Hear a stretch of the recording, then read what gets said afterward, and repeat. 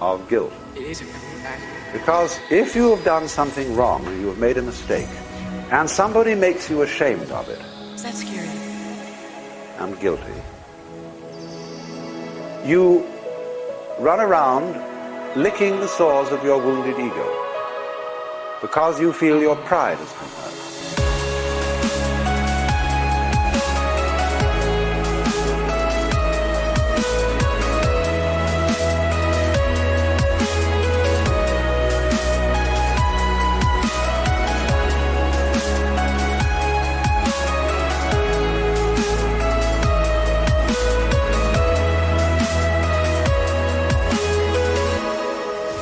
Everybody has to make mistakes.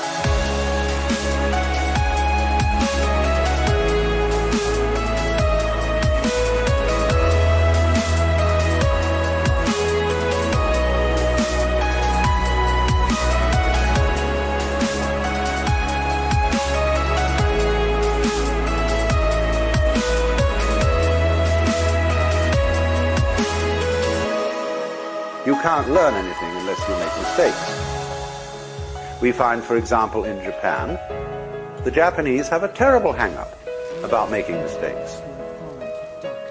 They, therefore, never have the courage to practice their English properly.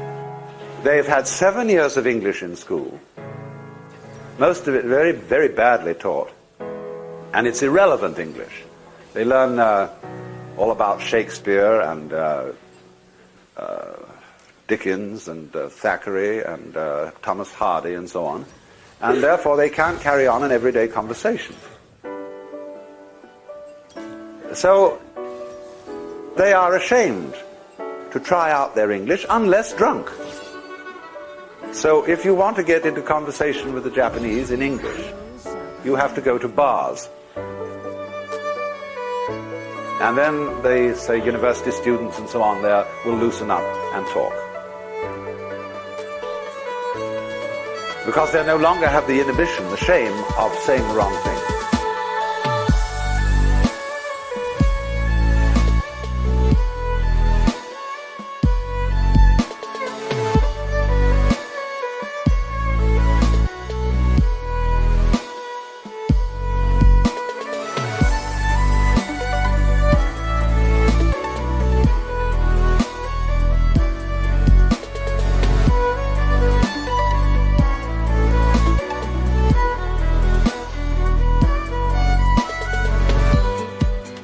So likewise, I know a very great anthropologist who was taught music, playing the piano, in the same way I was.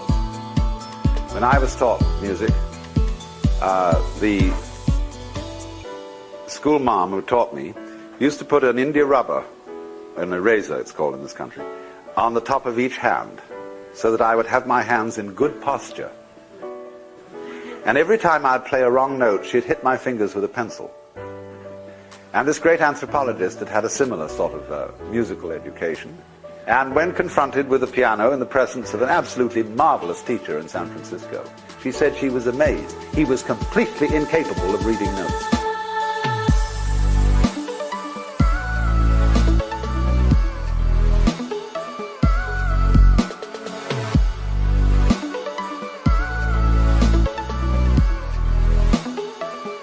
He blocked at everything.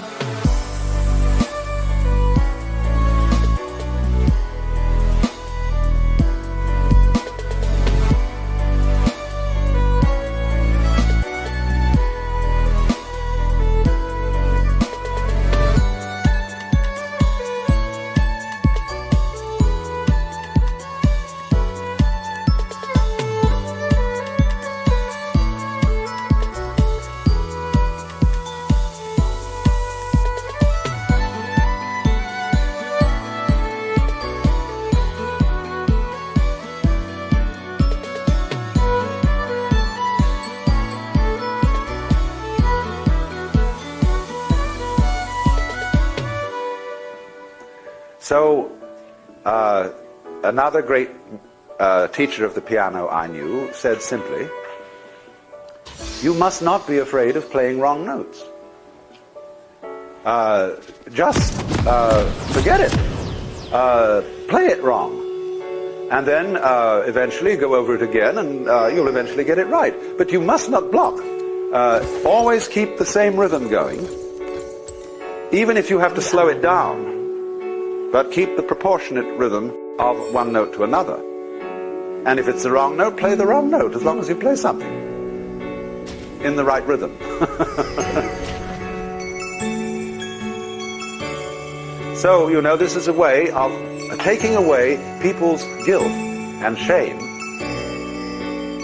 about making mistakes. So you absolutely, freedom means, basically, the freedom to make mistakes. The freedom to be a damn fool.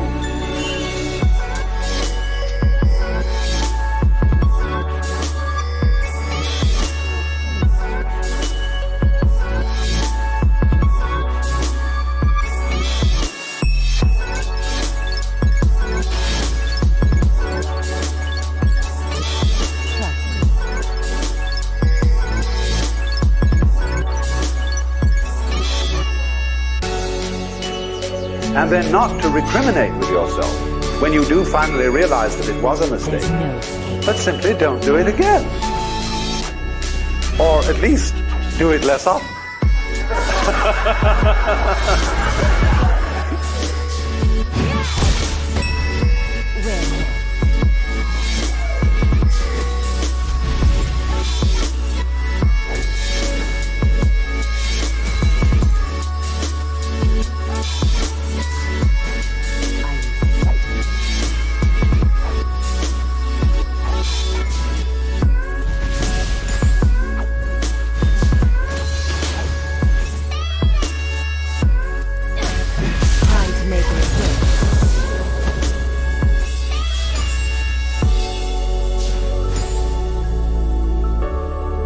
And one of the reasons that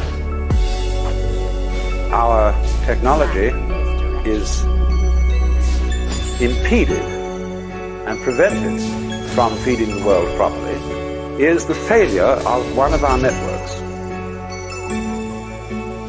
It's an information network, and it's called money.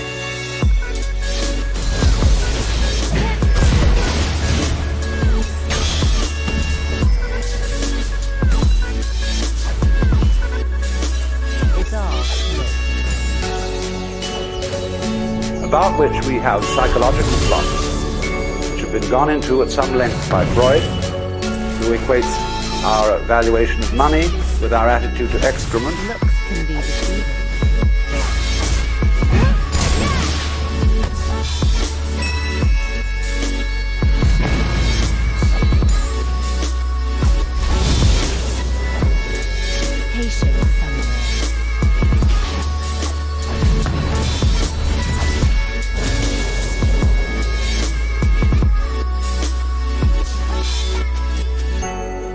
But money and our psychological attitude to money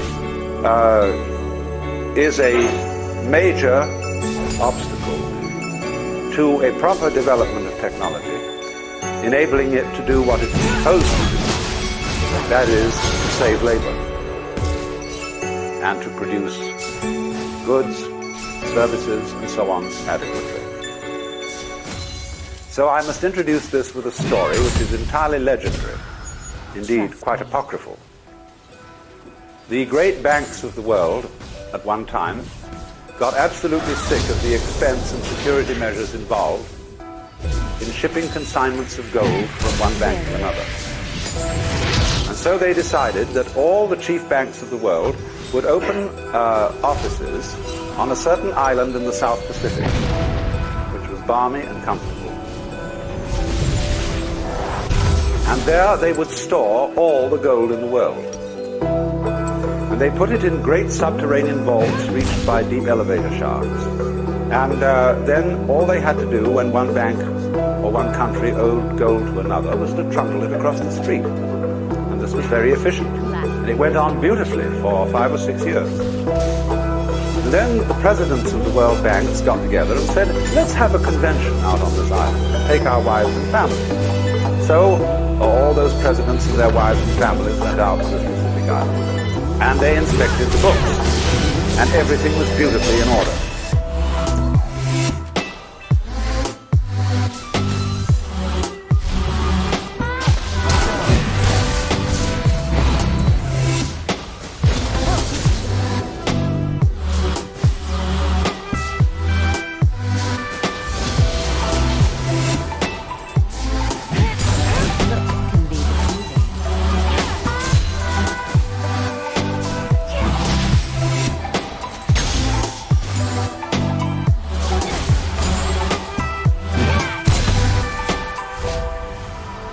Then the children said, "Oh, Daddy, can't we see the gold?" They said, "Of course you may see the gold." And they said to the managers, "Let's take our children down to the vaults and show them the gold." Patience, summoner. And the managers said, "Well, For a moment, I thought... it's a little bit inconvenient at this time, and perhaps the children would not really be very interested. After all, it's just only old plain gold." Would I? And the president said, "Oh, no, come now. They'd be thrilled. Let's go down and see."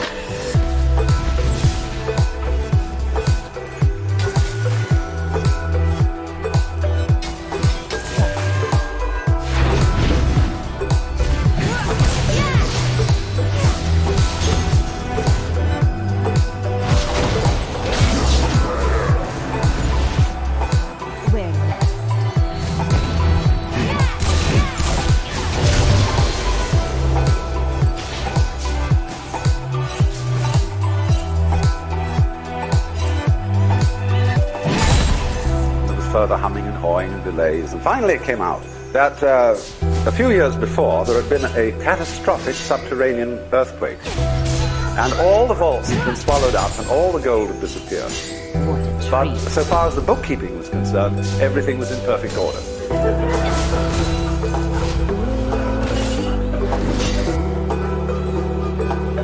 What this means then is that money is nothing but bookkeeping. It is figures.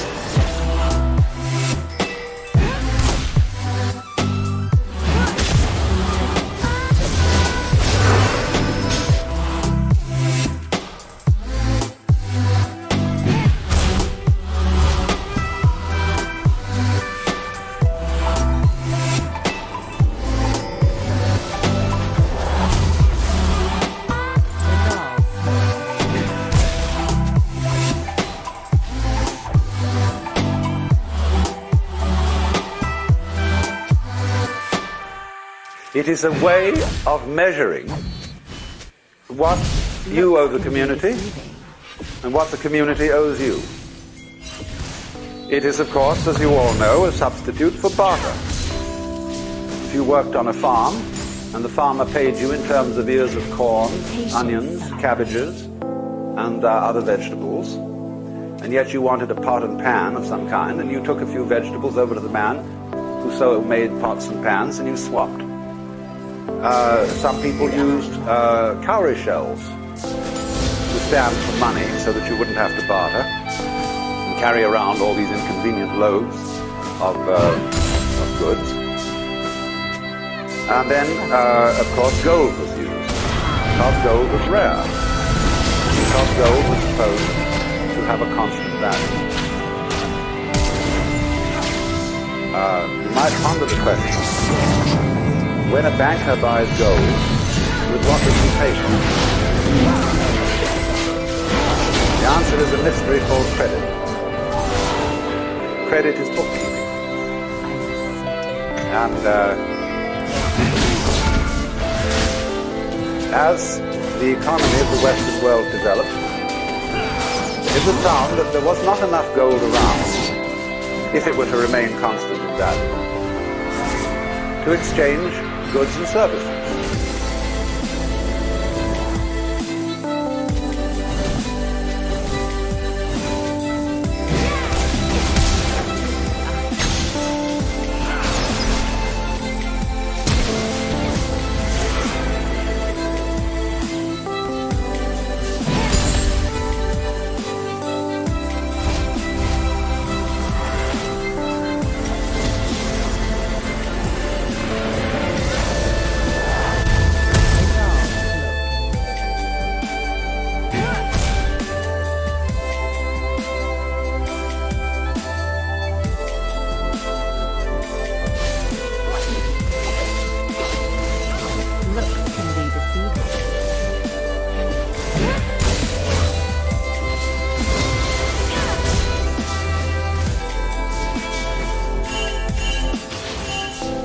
Could, of course, have changed the picture by putting down the price of goods and services to keep pace with the amount of gold in circulation.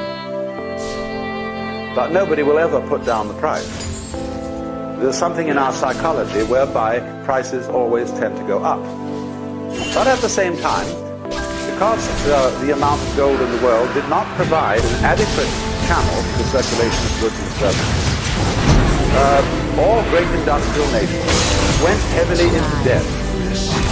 They created a thing called the national debt, which year by year gets bigger and bigger and bigger to the horror and consternation of old-fashioned Republicans who pay their bills. But the reason for the increase in the national debt is extremely obvious. It is that with an expanding gross national product, there needs to be more and more money, that is to say, tokens of exchange, in order to circulate the amount of goods produced, which is ever increasing. Now, I'm not an economist, but any fool could see certain extremely fundamental principles about this whole situation. And I'm speaking of the thought today of a man called Robert Theobald, who sort of ties in with the general picture of people like McLuhan and Buckminster Fuller, in having very far-out thoughts and very adventurous thoughts about what we should do about money. And the proposition that he puts forward is very simple. That money is the circulation of information, and in itself has no value. Gold, of course, has some value. It has some value for an industry, and some value for dentistry, and some value for jewelry.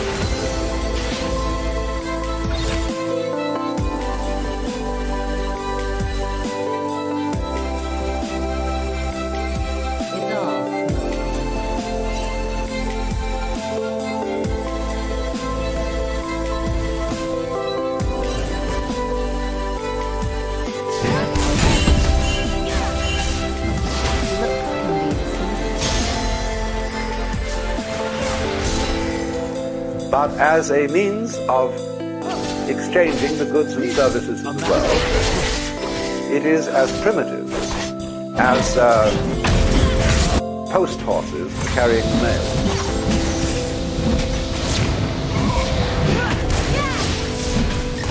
We must recognize then that money is a pure abstraction. I was on a television show a little while ago with Ted Sorensen and Raymond Moley. And they were having a long discussion which sounded like something that goes on in a smoke-filled back room of party bosses, where they were talking about the prospects for the Republican Democratic parties in 1968. And then they got onto the question of automation and problems of unemployment that it was making, and the difficulties of transferring workers from this to that, and they were only trained for this. Finally I said, the trouble with you gentlemen is you still think money is real.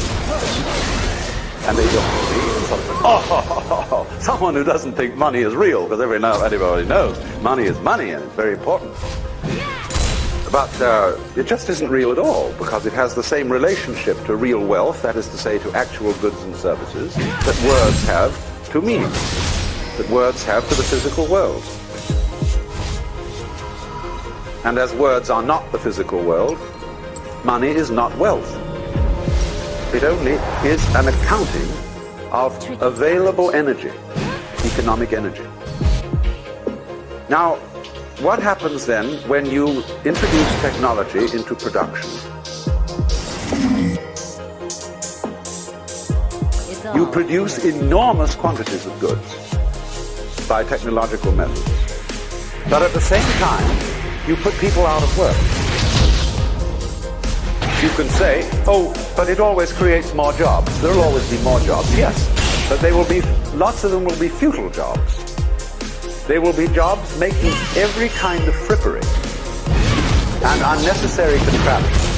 And one will also at the same time have to beguile the public into feeling that they need and want these completely unnecessary things that aren't even beautiful. And therefore an enormous amount of nonsense employment and busy work, bureaucratic and otherwise, is has to be created. in order to keep people working. Because we believe, as good Protestants, that the devil finds work for idle hands to do. But the basic principle of the whole thing has been completely overlooked. That the purpose of the machine is to make drudgery unnecessary.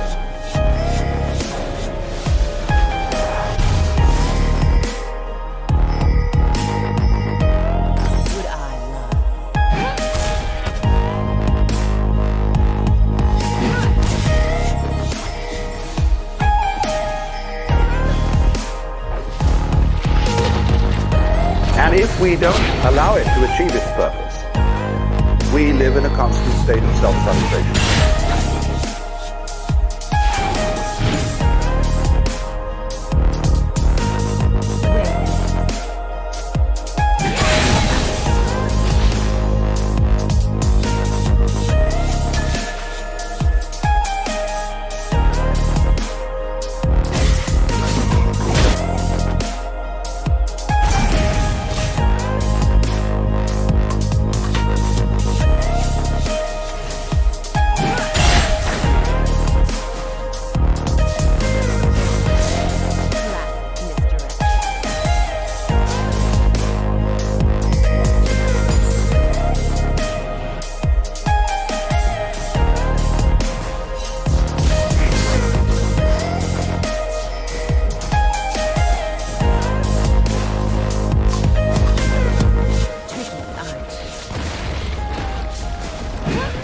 If a given manufacturer automates his plant and dismisses his labor force, and they have to operate on a very much diminished income, say some sort of dole,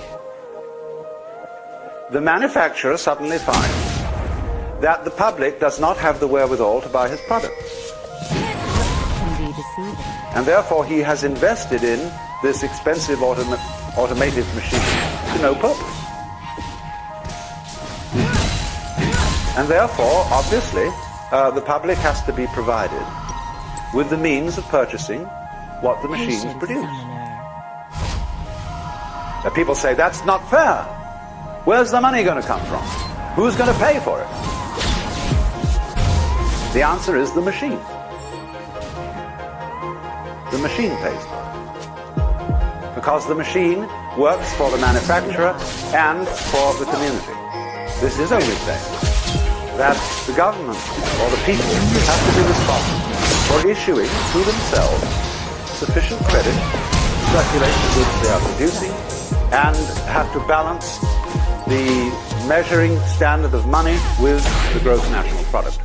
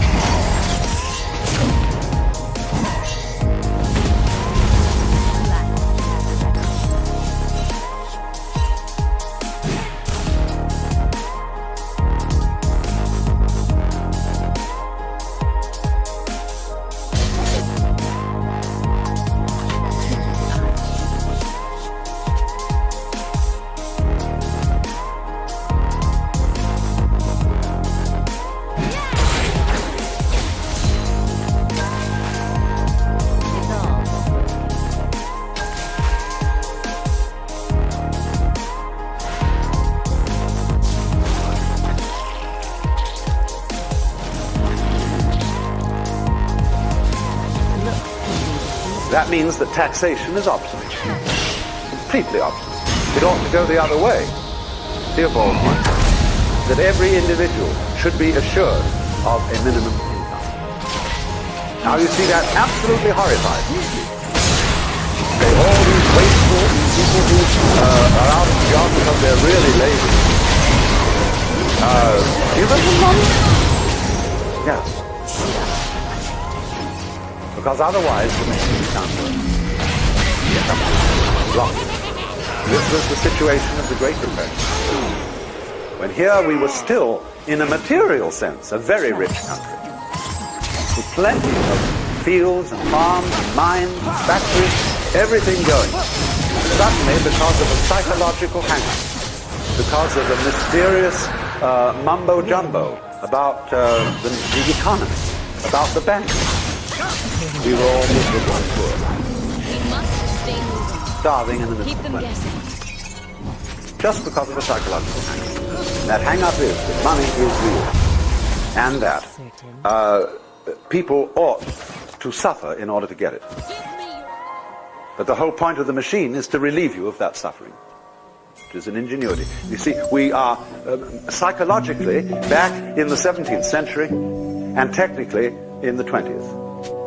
And here comes the problem. So, what we have to find out how to do is to change the psychological attitude to money and to wealth, and furthermore to pleasure, and furthermore to the nature of work. And this is a formidable problem. It requires the best brains in public relations, in propaganda, in all that kind of thing, and all the media, television, radio, newspapers, everything, to try to get across a message to the vast general public about what money is. See, the difficulty is this. When the public suspects that the money that is being issued, the dollar bills being issued by the government, are only paper, and stand only for paper, they start putting up prices. So you get an inflationary situation, where the more paper money there is, the higher and higher and higher the prices go. Which is a very stupid psychological maneuver. And people have to be persuaded. The least effective way of persuading people is passing laws. But they have to be persuaded somehow not to put up the prices, but to play fair with each other and keep some sort of standard correspondence between how much is produced and how much credit is issued.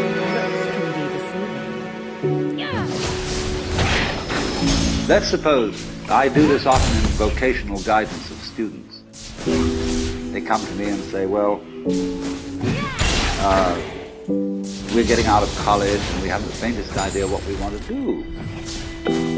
So I always ask the question, what would you like to do if money were no object? How would you really enjoy spending your life?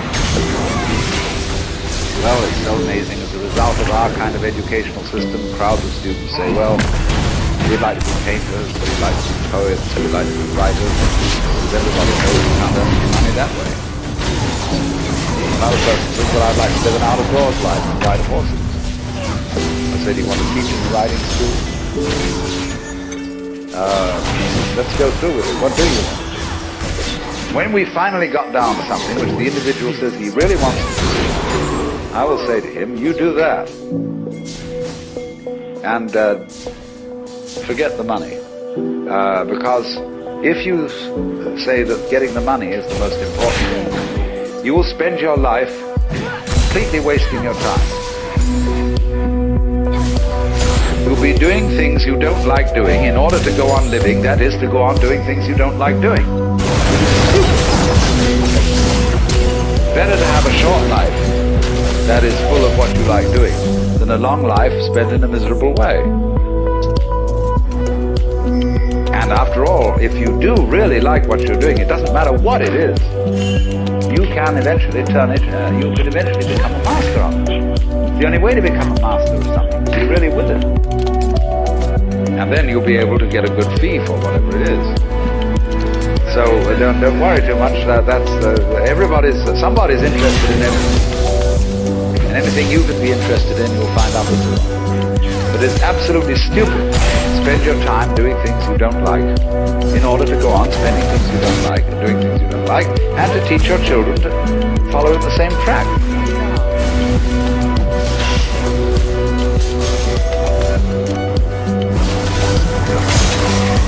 See, what we're doing is we're bringing up children and educating them to live the same sort of lives we're living, in order that they may justify themselves and find satisfaction in life by bringing up their children, to bring up their children to do the same thing, so it's all wretch and no vomit. It never gets there.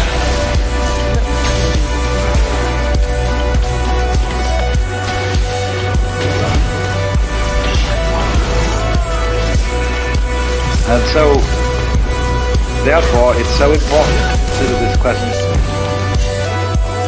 what do I desire?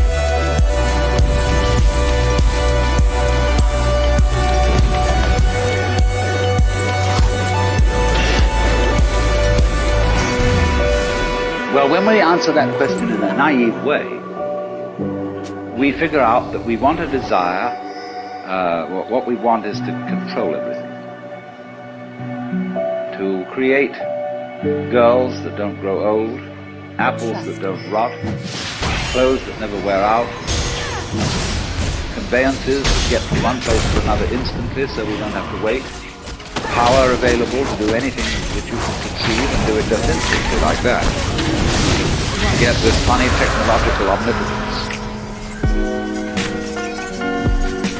But if you take time out to think about that, and really go into it with your full strength of imagination,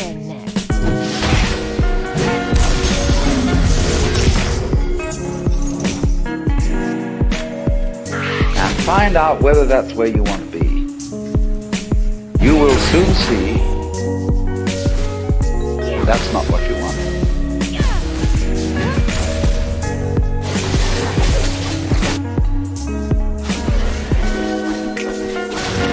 The moment you have a situation where you are really in control of things, that is to say, in which the future is almost completely predictable, you will see, as I said last night, that a completely predictable future is already the past. You've had it.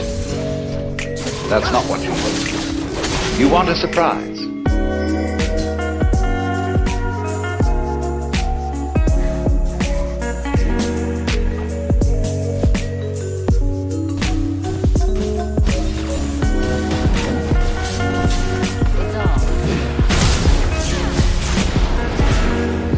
You don't know what that's going to be, because it obviously wouldn't be a surprise to you.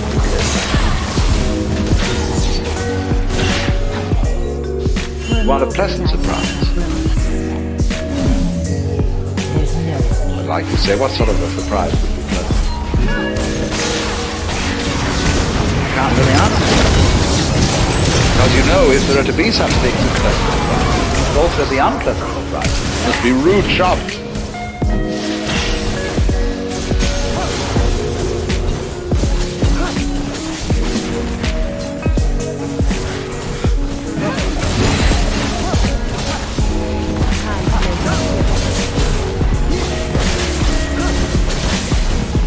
So you're like somebody taking one of those wishing well boxes, tubs, where you fish in and you bring out a package.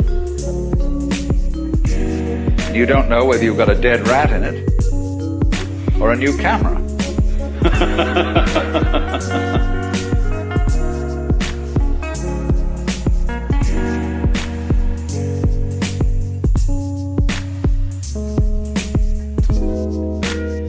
And that's the way, that seems to be the thing that really excites people. But quite certainly there comes out of this inquiry